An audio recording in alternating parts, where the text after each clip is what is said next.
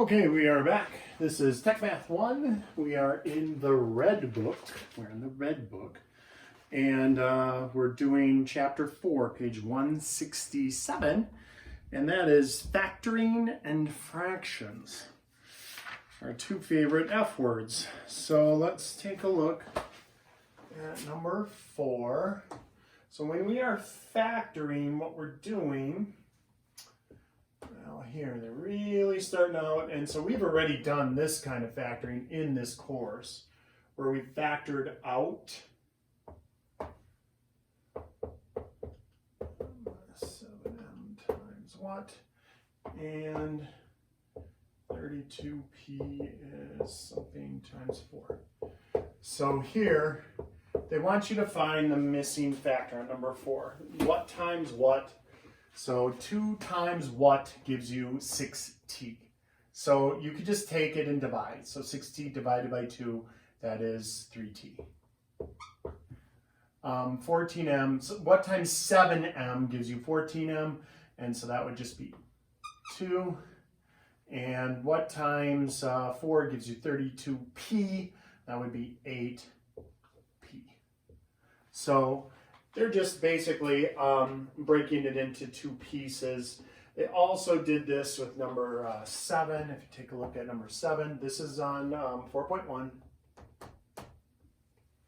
So number 7 is more of the same, it's just with variables. So they have d to the 8th equals what times d to the 8th. That's interesting. And 24 x, y, oh geez Louise, 9 is equal to what times 24 x, y, 9 times what? Well, that's weird. Those are both 1. 1 times anything is that same anything, right? So. All right, let's take a look at common factors, so 4.2. So we're on page 169, number 8. They want you to factor out. So we've done this already. 3t plus 18 and 6d minus 24. So when you're doing this, when you're factoring out the greatest common factor, the GCF, what you're doing is the distributive property in reverse. So let's take a little trip down memory lane here. When you have 5 times 2x plus 7, if I multiply 5 times that, I get 10x plus 35. All right? So what we're going to be doing is the opposite. We're going to take that 10x plus 35 and make it into this. 5 times quantity 2x plus 7. So instead of multiplying, we're going to be dividing. It's the opposite of. Factoring out the greatest common factor is the opposite of the distributive property. Only it's a little tougher, and so I used to hate it when math teachers would say, oh, it's just the distributive property in reverse. It's not just. Just makes it sound like it's just as easy whichever way you go. It isn't just as easy. This is easy. Because it's 5 times 2x, that's 10x. It's 5 times 7, that's 35. Multiplying is easy. And they give you the number to multiply. All right? Dividing is harder, and you have to figure out the number. So the not the LCD. Wrong 3 letters, sorry. Greatest common factor is the biggest thing that comes out of 18 that also comes out of 3t. That would be 3. So what you do is you write a 3 out front of an empty set of parentheses. Now to figure out what goes inside of those parentheses, whatever number you wrote here, you put it underneath each term, and then you reduce it term by term. So 3t over 3, the 3's cancel, you get t. 18 divided by 3 is 6, and the plus stays up plus. And so it is mathematically the opposite of doing the distributive property. You undistributed a 3, we factored out a 3, but I think it's a more difficult process. All right, so 6d minus 24. The greatest common factor there is 6. So we put a 6 out front, and then I put the empty set of parentheses, and then to figure out what goes inside those parentheses, whatever you wrote out front, you put it underneath each term. And now we reduce it. So those 6's cancel, you get D, 6 goes into 24 4 times, and then there's a minus sign. And there we have it. We factored out a 6. That's how you say it. All right. So then let's jump to 14. So number 14, what we're doing with number 14 is the same thing, but now it's a trinomial. So we got y to the 5th plus 9y to the third minus y. All right, so we got to do greatest common factor there. And we have bx plus by plus bz. All right, that one is going to be easier. Okay, so here, the greatest common factor from y to the 5th, 9y to the 3rd, and y, that's just going to be y. And so I write a y down in a big old empty set of parentheses, and then underneath each one of these terms, you put whatever you wrote out front. So in this first one, y to the 1st on the bottom, y to the 5th on top. We did problems like this, they cancel. You got y to the 4th. Y cubed, that's y squared. So plus 9y squared. And y divided by y is 1, and there's a minus there. Don't forget that 1. Very, very common error. Our students often forget that, and they put 0. They think of subtracting instead of dividing. Y divided by y is 1. Right? GCF, greatest common factor here, is B. There's a B in each one of them. So we put the B out front, divide by B, divide by B, divide by B. And then we're left with just x plus y plus z. And there we are. Done. Factored out the b. Alrighty. So what about when it's a mixed basket? What about when it's numbers and variables? Let's take a look at one like that, where we got like 17. So what is that? 8m to the 9th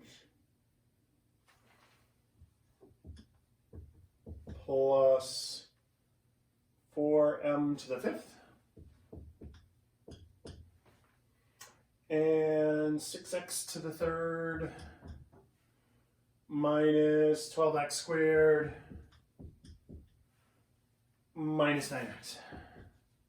So the greatest common factor here, the GCF, is going to be, let's see, 4 will come out of 8 and 4, so that'll be 4 for the number. And then M9, M5, it's going to be M5. It's always the smaller of the two powers. When you're breaking down the greatest common factor, if you don't know, if it didn't jump out at you, what you can do is you can break it down into its prime. So 2 times 2 times 2 is 8. And then 1, 2, 3, 4, 5, 6, 7, 8, 9 m's. And then 4m to the 5th in prime factorization is 2 times 2 times 1, 2, 4, 5 of them. And then you only take what they have in common. So the greatest common factor is there's a 2 there, you take it. There's a 2 there, you take it. That has a 2, but this doesn't, so we don't take it. And then M to the 5th. So 4m to the 5th is the greatest common factor. Now, you don't have to do it this way unless you're not sure how to get it. If you can just look at it and pick out 4m to the 5th, that's fine. You can totally do it that way too. So 4m to the 5th, we write down out front. Remember, whatever is the greatest common factor, you write it down out front, an empty set of parentheses. And now we have to populate that parentheses, so whatever you wrote out front, you put it underneath each term and then reduce. So 4 goes into 8 twice. M5 on bottom, M9 on top is M4 left. So 2M4 plus 1. Okay, so we factored out a 4m to the 5th. Great. The bottom one, what comes out of all three of those? Well, 6 and 12 and 9, that's a 3. And then x3, x2, or x. Remember, you only take however many you have, so it's always kind of the smallest power thing. So the greatest common factor here, the GCF, on this one is 3x. So we put a 3x down, a big old empty set of parentheses, and then we're going to divide instead of multiply. We are doing the opposite of the distributive property. So 2x squared, 4x, and 3. And there we go.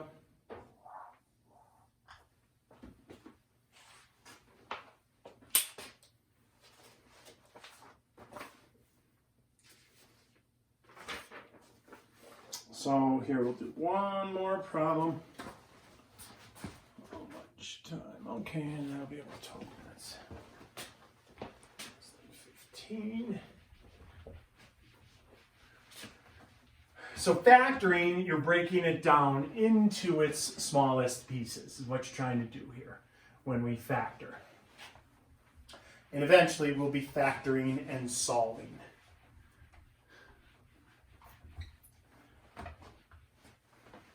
Right, and so let's take a look at number 19. I think they went with multiple variables. So 6p4q4 plus 3p2q2. So we can factor out a 3 p squared q squared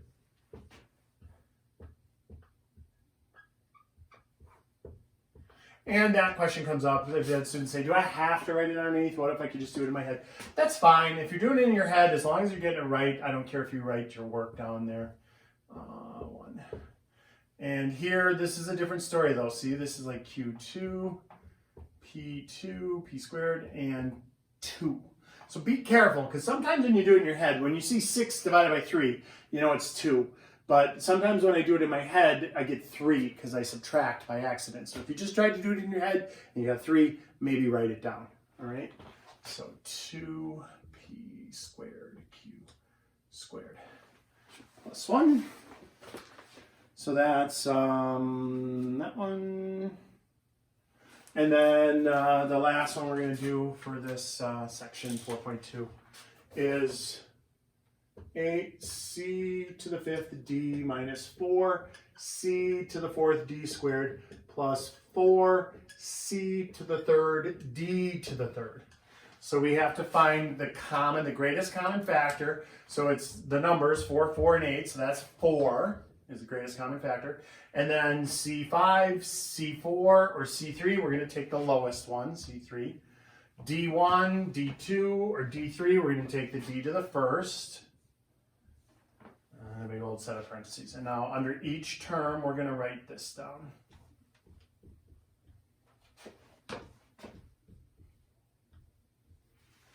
Okay, and now we reduce it term by term. So 4 goes into 8 twice. C3, C5, that's C2, and the D's die. So 2C squared. 4 goes into 4 once. C3, C4 is just C to the first. D1, D2, that's just D to the first. We don't put those there, so the ones, watch, when I write it down, I'm just going to say minus CD. I'm not going to say 1, C1, D1. You just put, you don't write the ones down usually in math. We're lazy about it that way. 4 into 4 once, those are gone, and D squared. So again, I'm not going to write 1D squared, I'm just going to write D squared. Okie dokie. So that is it for 4.1 and 4.2.